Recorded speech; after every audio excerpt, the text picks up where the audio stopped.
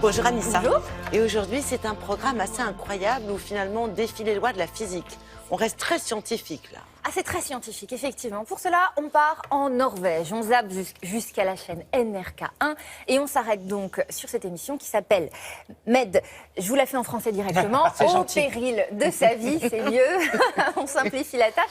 Et effectivement, il s'agit d'une émission de science. Alors maintenant, c'est vrai que les émissions de vulgarisation scientifique, on connaît, on en a quelques-unes. Le principe est à peu près le même.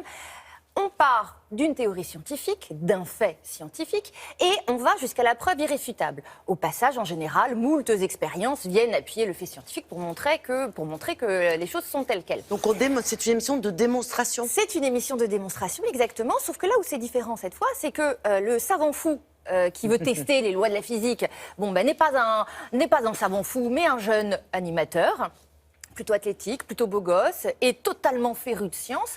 Et là où il change la donne, c'est que toutes les expériences, il va les tester sur lui-même et sur son propre corps.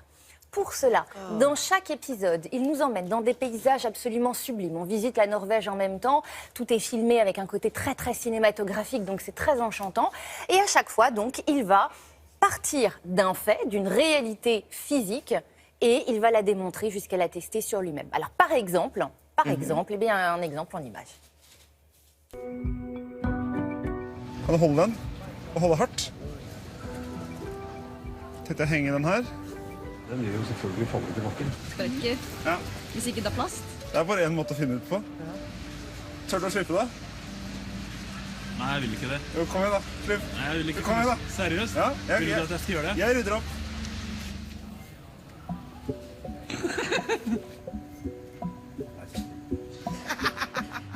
Koppen er klart tyngst, men kronestykket faller litt grann det også, på vei bort mot blyanten.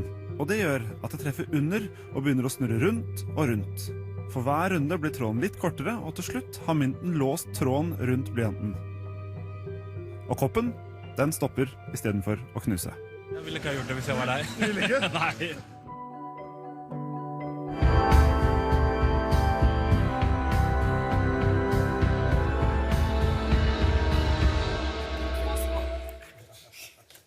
Ah oui, c'est impressionnant. Alors c'est très impressionnant parce qu'effectivement, il part donc d'un énoncé très simple et il va le prouver. Alors il part évidemment du plus petit pour finir au plus gros, c'est-à-dire qu'il fait des petites expériences dans la rue où il s'amuse des réactions des gens, puisqu'évidemment, quand vous voyez cette tasse et vous voyez ce fil, vous vous dites c'est n'importe quoi. Ça va tomber. Évidemment, bien sûr que la tasse va tomber puisqu'elle est accrochée à ce fil. Sauf que non.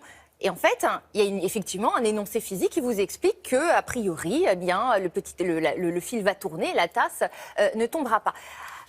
Évidemment, il va essayer ça avec son corps. Et là, on se dit, c'est pas possible. Ah là Il là. va rouler son corps. Il va... Mais soyez patient, Thomas, vous allez voir ça dans l'extrait qui va suivre, où effectivement, vous le voyez réaliser des expériences de plus en plus lourdes. Il ne va pas commencer immédiatement avec son corps.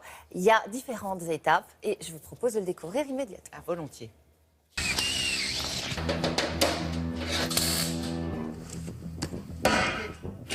Klar, ferdig, nå kommer den.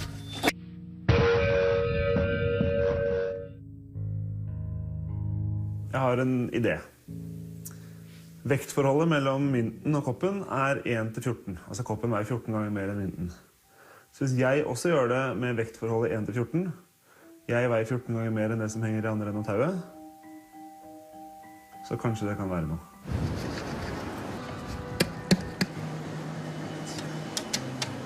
Dra!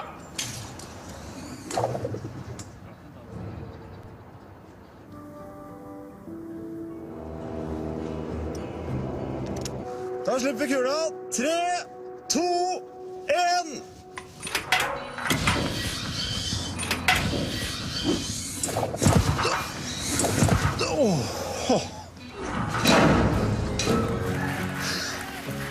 Vous comprenez mieux le titre, hein, au péril de sa vie quand même. Il est fou. Il est totalement cinglé, il est totalement féru de science et évidemment, avant d'en arriver là, il a quand même fait beaucoup de calculs. Hein, mais il faut une dose de folie tout de même. Mais c'est impressionnant. Où le truc se plante. C'est très et se ramasse. impressionnant. C'est effectivement très impressionnant. Maintenant, il a confiance. Hein, il a confiance. Mais ça doit être super suivi, ça. Les téléspectateurs doivent Ça adorer. cartonne. Et encore une fois, parce que c'est très beau, je vous dis, c'est très cinématographique, c'est sublime. Bravo. Merci beaucoup, Merci à vous, c'était Isabelle. topissime. Merci à tous les trois. Le Télématin continue, évidemment. Tout de suite, par exemple, c'est le bulletin météo avec Anaïs Baïdemir.